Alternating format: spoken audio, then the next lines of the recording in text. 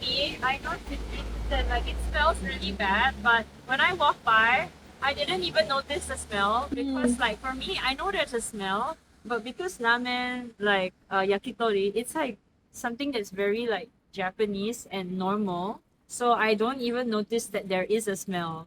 There is a smell. I can like objectively smell something, but because it feels so normal in Japanese society and life that I feel like the smell is not a smell. It's just something that is part of the everyday like life of living in Japan. Yeah. So it also points to how some smells objectively have a smell, but are not always treated as like having a smell, whether in a good or bad.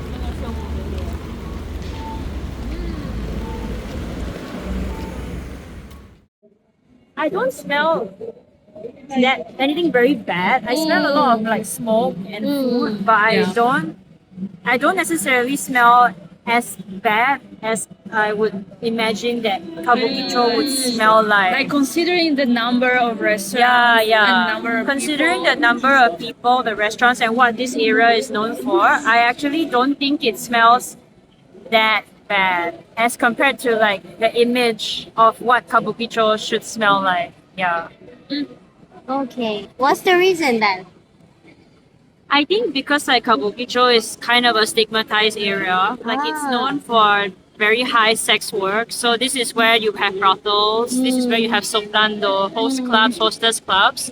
And also this area is also actually near this area, the Kabukicho Square, is where a lot of children run away from different parts of Japan and they stay over there and they set up camp over there. So I think a lot of weird behavior and the bottom layers of society are associated with gathering in Kabukicho. That's why you often think of this place as very smelly and dirty, not just literally, but metaphorically. When actually around us, you can see it's not as dirty as you might imagine it to be. It's not as smelly as you imagine it to be. You mostly smell food, but because we associate bad smells with bad people and bad industries, Kabukicho has a stink to it. Although it kind of just smells like any other restaurant street right now, honestly. So, yeah.